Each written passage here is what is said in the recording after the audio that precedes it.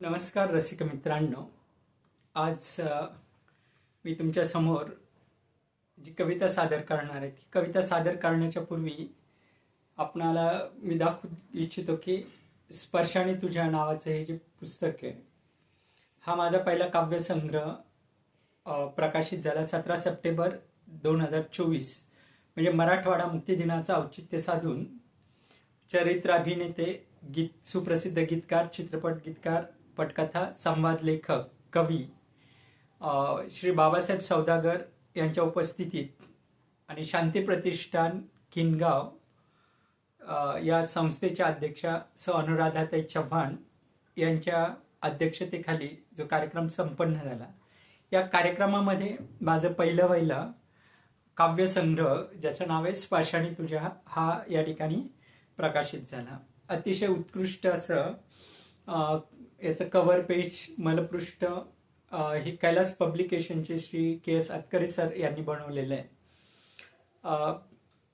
हा पहिला काव्यसंग्रह असल्यामुळं त्याचं माझ्या दृष्टीने खूप महत्त्व आहे आणि या काव्यसंग्रहातलं मी असं ठरवलं की एक कविता व्हिडिओच्या स्वरूपामध्ये यूट्यूब चॅनलला आपण आपल्या रसिकांसमोर सादर कराव्यात आणि हळूहळू यामध्ये त्यातल्या अर्पण पत्रिका वगैरे हे एका कवितेसोबत मी तुमच्यासमोर मांडत जाणार आहे.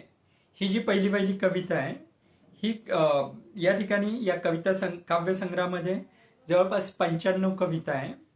यातली जी पहिली कविता आहे ती सादर करण्यापूर्वी मी असं ठरवलं की एका पानावर असलेलं एका कवितेसोबत आपण प्रस्तावना सांगू, एका कवितेसोबत आपण मनोगत सांगू. तर पहिली कविता सादर करण्याच्या पूर्वी मी सुप्रसिद्ध चित्रपट गीतकार, पटकथा, संवाद लेखक, कवी आणि चरित्र अभिनेते श्री बाबासाहेब सौदागर सरांनी जी काही याला प्रस्तावना दिलेली आहे ती प्रस्तावना आपल्यासमोर सादर करतोय. रंगोत्सव असलेली चित्रमय कविता असं शीर्षक त्यांनी त्या आपल्या प्रस्तावनेला दिलेलं आहे. अनेक दिवसांनी स्पर्शाने तुझ्या या काव्यसंग्रहातील सर्व कविता मला आवडल्या. कविवर्य बद्रीनाथ पंढरीनाथ गोरडे हे मराठवाड्यातील नव्या कविकुळातील आश्वासक नाव आहे. ज्ञानदानाच्या क्षेत्रात कार्यरत असलेल्या या कविमित्राचा परिचय शांतिनिकेतन विद्यालयाचे प्राचार्य शरद पवार सर यांच्यामुळे झाला. अतिशय शांत स्वभावाचे असलेले कविमित्र अतिशय तरल आणि भावस्पर्शी काव्यलेखन करतात.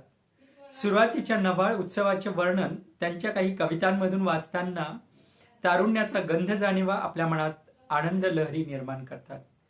काही कविता कृतज्ञतेचा भाव घेऊन काही व्यक्तिरेखा आपल्या डोळ्यासमोर उभ्या करतात. त्यांच्या कविता जशा सुगम सोप्या आहेत तशाच तरल आणि अलवार आहेत.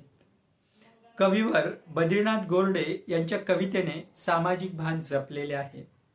भोवतालचा निसर्ग आणि त्याच्या लहरीपणाचे पडसाद त्यांच्या कवितेत जागोजाग दिसून येतात.